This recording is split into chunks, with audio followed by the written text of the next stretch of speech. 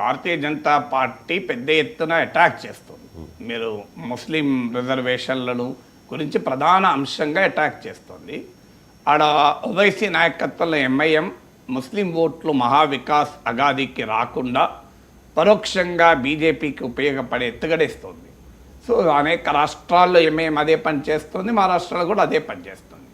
So ఈ ముస్లింలకు కాంగ్రెస్ కూడా అన్యాయం చేసింది అని బీజేపీనే కాదు కాంగ్రెస్ని కూడా అటాక్ చేస్తుంటాడు.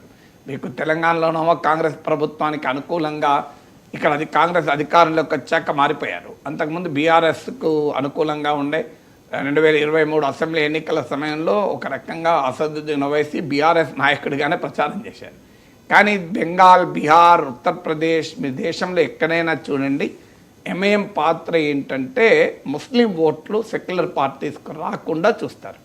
సో బహుశా ఆ కాంటెక్స్ట్ ఉంది కనుక విలేకరులు అడిగినప్పుడు ఆ వివరణ ఇచ్చి ఉండాలి. ఎందుకంటే అక్కడ ఆ లాస్ట్ 2024 ఎలక్షన్లో తీసుకున్న మరాఠాసు, దళిత్స్, ముస్లిమ్స్ ఈ సోషల్ కాంబినేషన్ చాలా క్లియర్గా మహావికాస్ అగాదికి ఓటేశారు. ఈవెన్ ఆశ్చర్యం వేస్తాం, మనకు శివసేన బాలాసాహెబ్ థాక్రే ఏర్పాటు చేసినప్పటి నుంచి కూడా Shiv Sena character anti non Marathi అస్మితతో మొదలై హార్డ్కోర్ హిందుత్వగా మారి ఒక బలమైన యాంటీ ముస్లిం పొలిటికల్ ఆర్గనైజేషన్గా ఎవాల్వ్ అయింది.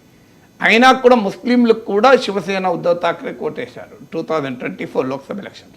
కారణం బీజేపీకి వ్యతిరేకంగా ఆ ఓటు పోలరైజ్ అయింది. అందువల్ల ఆ ఓటు తమకు మైనారిటీ ఓట్లు చెదిరిపోకుండా ఉండాలి గనక ఎంఏఎల్ లాంటి పార్టీలు ఆ ఓట్లను తీసుకెళ్లకుండా ఉండాలి గనక, ఎందుకంటే solidly anti BJP vote bank. So ఆ ఓట్ బ్యాంక్ను చెదరకుండా ఉండాలి అనే ఆలోచనతో కూడా చేయొచ్చు.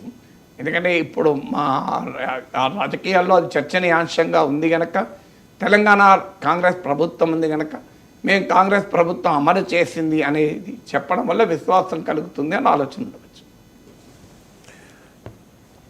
మహారాష్ట్ర ఎన్నికల ప్రచారంలో రేవంత్ రెడ్డి ముస్లిం రిజర్వేషన్లు కల్పిస్తాము అని చెప్పిన హామీని భారతీయ జనతా పార్టీ అపోజ్ చేస్తోంది సార్.